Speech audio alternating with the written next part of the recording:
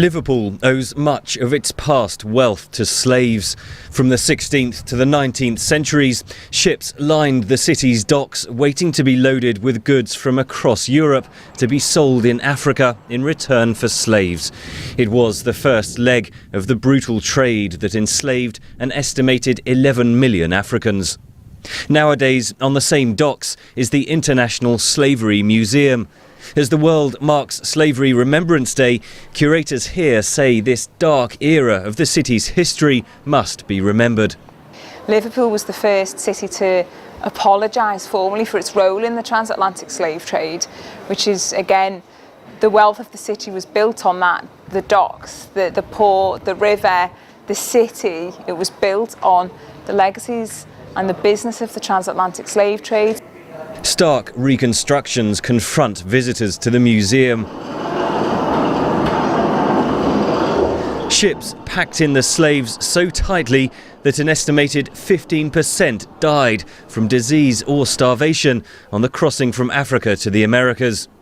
Maps show how the wealth of Europe and its colonies depended on the triangular trade from Europe to Africa, the transfer of slaves across the Atlantic to the New World, and the return to Europe of raw materials like sugar and cotton cultivated by slaves in the Americas. This replica of the slave ship the Zong sailed into London 3 years ago on the 200th anniversary of the abolition of slavery. It gives a sense of the horrific conditions on board. Britain has yet to formally apologise for its role in the slave trade. Fern Brennan is an expert on the legacy of the slave trade at the University of Essex. She says an apology is only a first step. When we look at retention in school, when we look at access to public services and so on, there is still a distinct, disproportionate problem for black people in the diaspora, i.e. in the West, as well as obviously in Africa and in the Caribbean. Some people want financial compensation for countries and individuals affected by the slave trade. But Minister for Communities Andrew Stunnell says restitution isn't the right approach.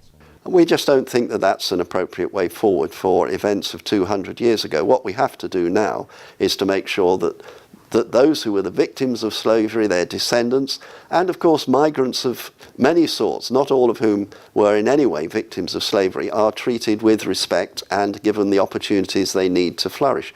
Reminders of the city's role in the slave trade are all across Liverpool.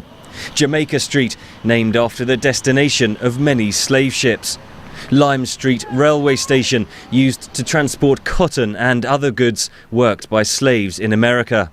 The city itself has moved on, but more than 200 years after the abolition of the slave trade, activists say the scars have yet to fully heal, both here and in communities around the world. Henry Ridgwell, for VOA News, Liverpool, England.